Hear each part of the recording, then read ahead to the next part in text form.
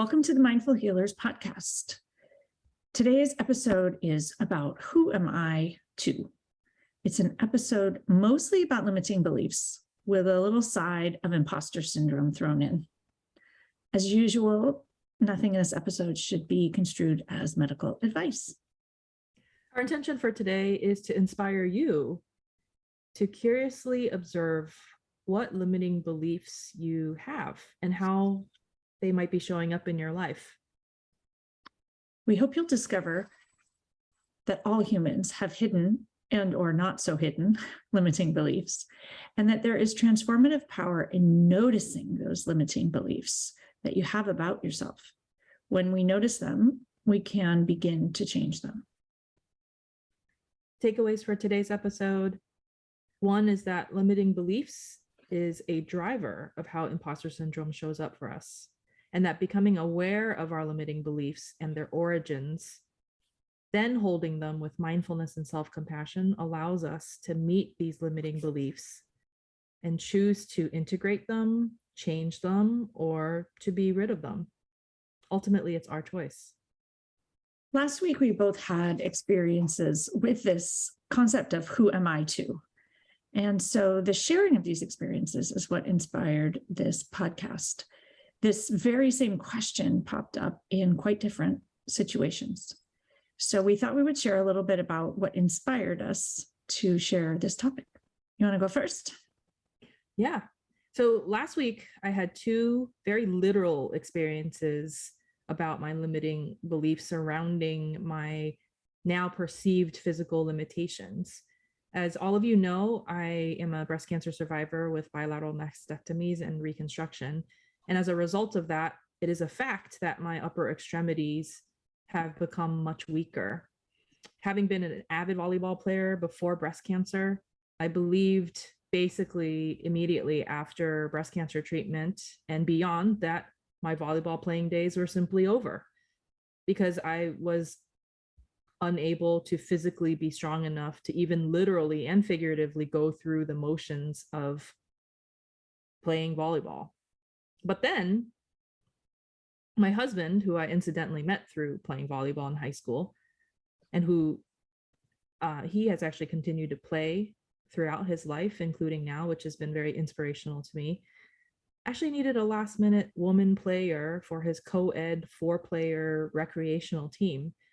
And honestly, I really surprised myself with how excited I was about the prospect of playing again after all these years, basically practically 10, 11 years of not playing.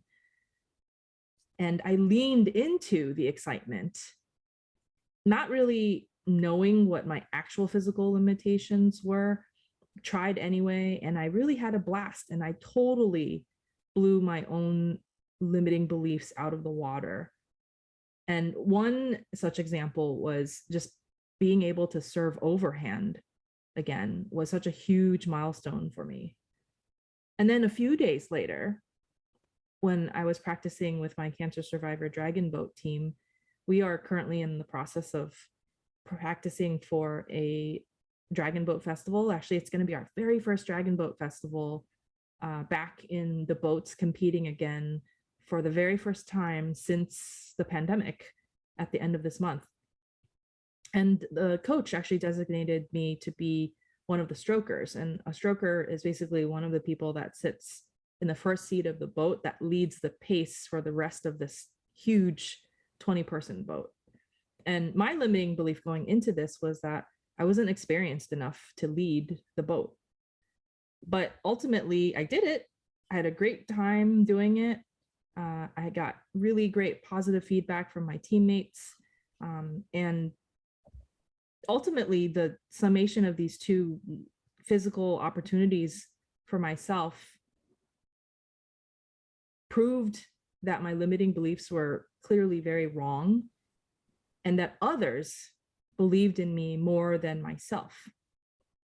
So when they asked, I jumped at these opportunities that I didn't even know were going to be options for me.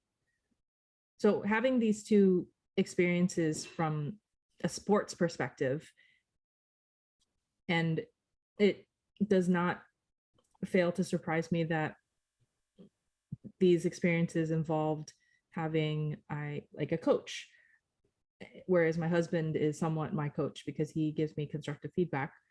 And having been coached by prior coaches from both sports and life coaching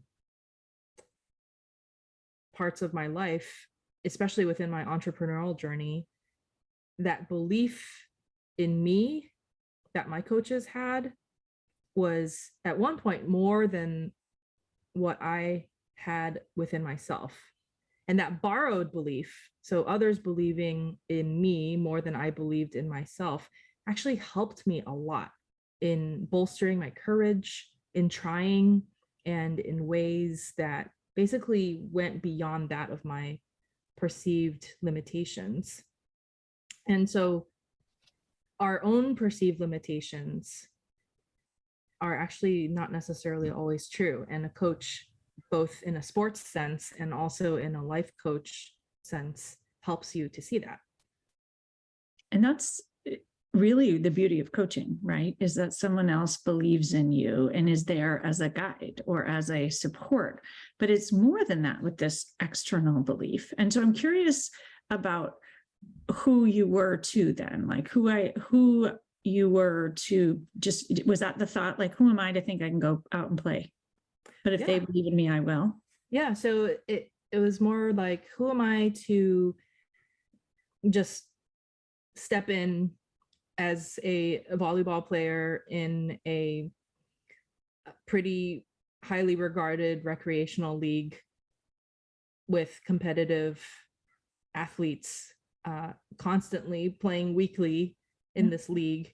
Who am I, having not played in a decade or more, having lost all this upper extremity strength, to just step in and think that I could do a decent job? So who were you to do that? Like, who was I before? No, I want to say, like, you were the perfect person to do it, perfectly capable, ready to go. Yes, it ended up being that I was the perfect person to step onto the court and just help out. And I did have one thought, which, as you were saying this, I used to be a competitive college tennis player, and I have had thoracic outlet obstruction and a surgery, and I can't do anything overhand. And I just wanted to call out that sometimes our limiting beliefs are true. And so I sometimes think I really want to go out there and play because it would be fun. And I get out there and I actually have nerve damage to my right hand. And like when I go and do it, it's actually not fun. It hurts and I can't do anything overhand. And I've gotten to the point where now I'm like, oh no, you actually don't want to do that. You think you do, but you don't.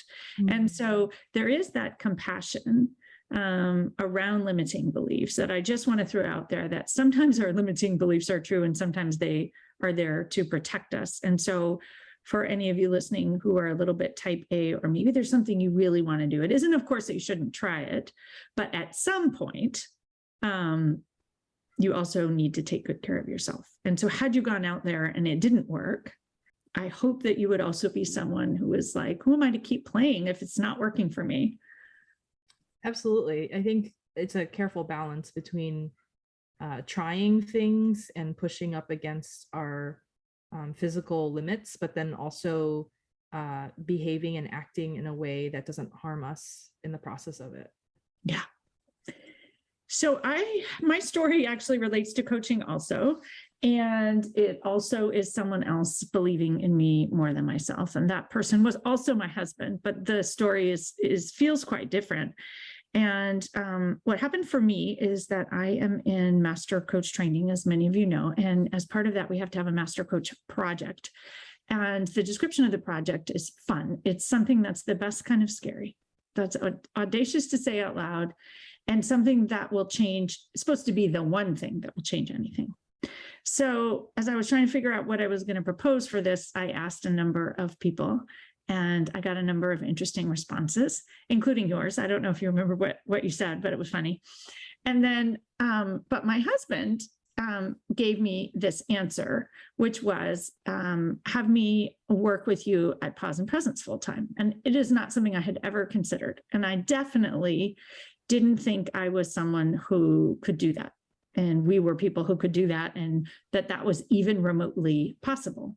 And actually part of the assignment is to have it be something that you don't believe you can do yourself. And so you would obviously have to borrow someone else's belief in you, or do it while not believing and just deciding to believe or choosing to believe that it could work out. And so this was just something that kind of blew my mind. And for as many of you know who've been on retreats with me, he actually does work with me a lot already. So he does a lot of chefing for the retreats. He's my legal consult. He helps with lots of IT stuff and all kinds of interesting things whenever I need help. He's the one who helps. So, but this idea that this could be something that was possible, that really, who am I to do something like that? That seemed really crazy. Like, I can do this by myself, but we can't all do this. And who am I to think that I could grow something even bigger? Who am I to think that this would work? Who am I to think that this would be a good idea for our marriage? Who am I to trust myself, like to show up as a fantastic wife and not make a mess of it? And I will just say, just from my part, it was like, who am I to do all these things or to believe all these things? And so there were a few things that happened. One is that I decided to propose this as a project because as I started to think about it, I really saw just this amazing benefit and how amazing it could be, and that there was this possibility of something so much bigger than myself. So that was the first thing. And the second thing was, so I put it we have to share our offers publicly in the group that we're part of, other people in Master Coach training.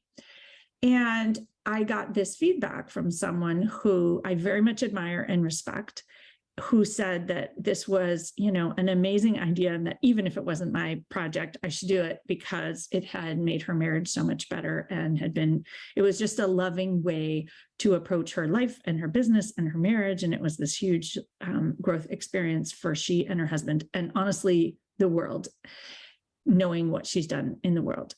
And so I immediately went to, well, that's fine for her, but who am I to do something like that? And so I shared that, and I was like, well, who am I to do this? Like, you can do this, but I can't do this. And I think many of us think that it's okay for someone else to go out and try this, maybe a risky thing or something that really pushes them to grow, but it's not for me. I don't belong there. And that's where the imposter syndrome comes in, right?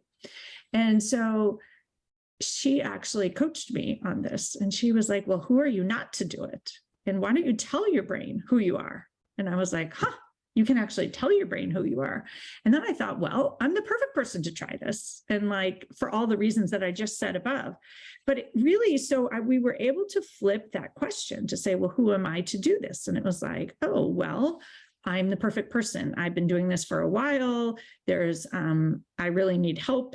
He's a person I trust and love and is good at a lot of the skills that I need help with. So there's all of these things there when you start to ask the question.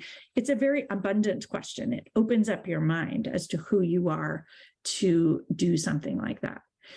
So I think that it can actually really help you believe in yourself more than you already do, even just by asking the question, who am I to try something new? Who am I to learn a new language? Who am I to try these things and get you to grow in a way that you wouldn't otherwise? And I realized along the way that this is actually a version of the question I asked myself a couple of years ago when I made my pivot. And so I know there are a lot of people who listen who are thinking about pivots. And I asked myself this similar question, like, who was I to leave a long-term stable job and create Pause and Presence? And I was someone who had been doing this work for a really long time. And I did borrow the belief of some people who had coached me, who helped me see that I had this wisdom and experience. So what came about from that too is another way of flipping the question. And so who are you to not do something? Like, who would you, Ni-Cheng, have been to not show up and help out your husband's team? You probably maybe don't want to be that person. And so it's also a question you can flip by adding the not. what the world might miss out on if you don't do it, or the team, or what you might miss out on by not doing it. So I think it's a really empowering question, and it's a strategic question. And so it's come up a few times this week also. Who am I to have a YouTube channel? Or who are we to have a podcast that has 40,000 downloads as of this week? But who are we? Like, I would never have thought I was that person. And so I really like that question, because when I ask that question, instead of feeling like an imposter or like saying, oh, well, actually, I don't have 100,000 downloads, it's like, who am I to have 40,000? Someone people want to listen to, apparently. And then that inspires you to want to do more and gives you a little bit of that courage and that calm, grounded centeredness. So it's very much an abundant question. It doesn't get you into scarcity if you allow it to shift your brain. Now to our reflection questions. And we invite you now to protect some time actually to sit with these questions and perhaps to journal the answers to these reflection questions. There's an invitation to actually go pretty deep with you. So what limiting beliefs do you have? And you can feel free to write down like a list, kind of like a thought download regarding limiting beliefs, and then pick one or two that really stand out and get curious about it. Was there some sort of origin story that you experienced that was the reason for the existence of these limiting beliefs that you need to kind of air out and look upon more objectively or with more love, kindness, and understanding? And then asking yourself if these beliefs are absolutely true. Like, are they actually facts? And asking yourself, what's one response that you can then choose regarding one or more of the limiting beliefs that you have actually ended up identifying to be false?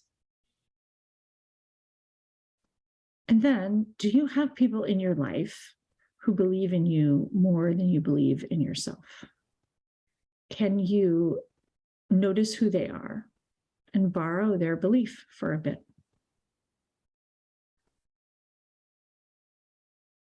And in noticing the title of this podcast, Who Are You To?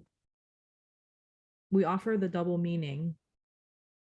Who are you, comma, to? TOO. Basically, who are you also? So overcoming those limiting beliefs and owning, perhaps embodying these new roles or these capabilities that you didn't think you were capable of.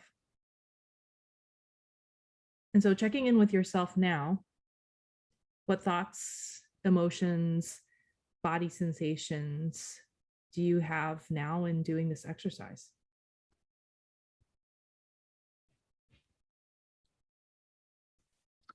We hope that listening to this podcast today and all of the other days and all 40,000 downloads worth have helped you. We so appreciate your support and your listening over the last year and a half. And we would be so appreciative if you would help us spread the ripple effects of mindfulness far and wide by sharing and leaving us a review. Join me in jumpstarting or beginning once again with Beginner's Mind, your mindfulness meditation practice, as part of Mindful Magazine's Mindful 30 Meditation Challenge. I'm honored and ecstatic to be one of the teachers. So each day in the month of September, you're going to get a new guided meditation, and you can find out more at mindful.org. And I'll also include a link in the show notes for you to get more information and perhaps register as well. And if you would like support in addressing your limiting beliefs and letting go of imposter syndrome through coaching, reach out. Coaching is magic, as we often say, in turning these limiting beliefs and imposter syndrome habits on their heads and helping you move forward effectively, happily, and peacefully. Thank you so much For listening, please stay on after the sound of the singing bowl for our mindful moment offering.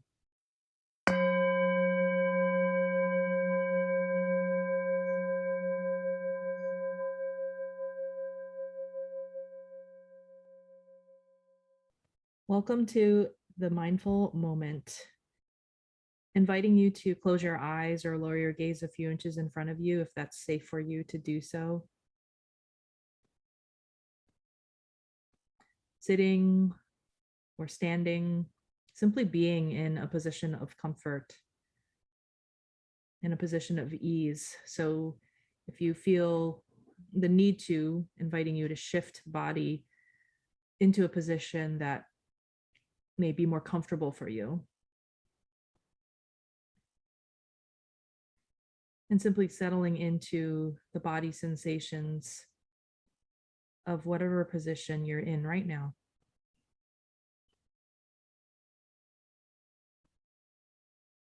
Fully arriving in this moment.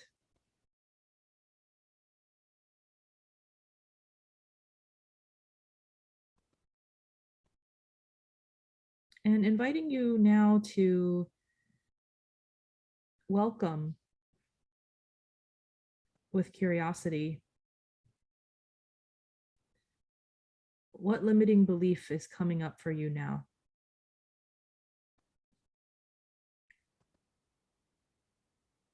It might be a long-held belief or thought that you held on to as fact.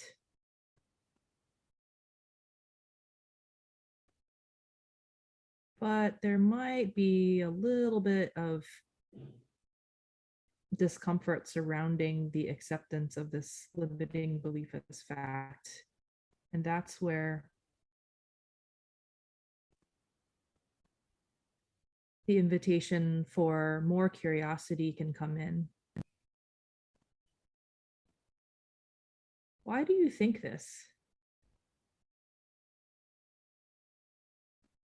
Is there something that happened in your past that created this thought, this very rigid, long-held belief?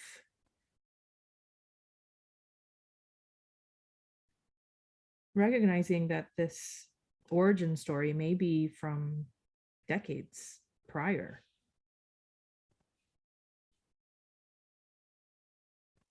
And so inviting the current authentic you of this moment to meet this limiting belief.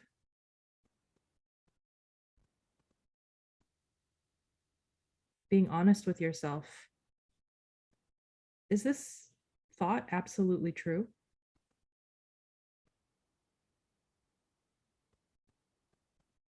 And why is it that I've held on to this thought so fervently and perhaps for so long?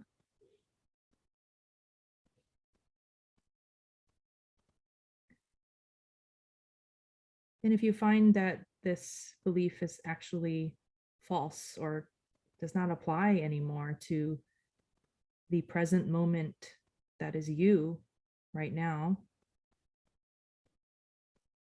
there's an invitation here to perhaps open up your palms, loosening the grip of ardent belief that you have around this particular thought. And seeing what happens when you invite that possibility.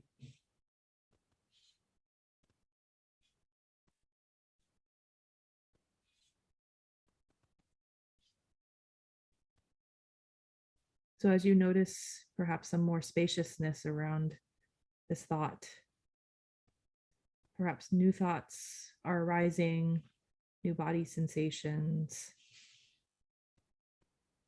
emotions.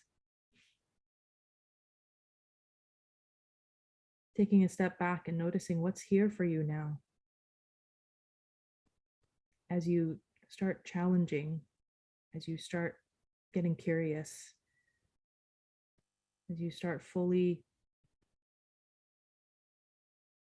recognizing what actually is true for you.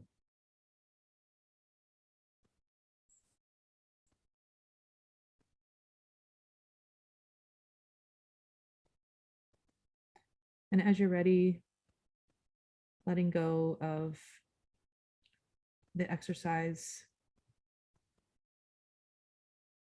inviting you to come back and focus on the body sensations of now.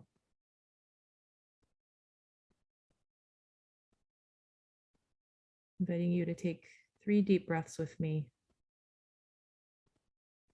Inhaling through the nose, filling up. And then exhaling through the mouth. Letting that stagnant air, perhaps letting that rigidity go. And once again, in through the nose. And again, out through the mouth.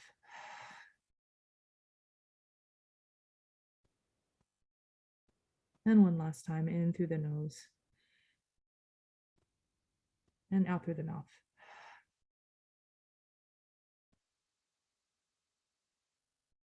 When you're ready, inviting you to blink open eyes, letting the light back in. Taking a moment to notice how you feel now compared to minutes ago. Thanks so much for practicing.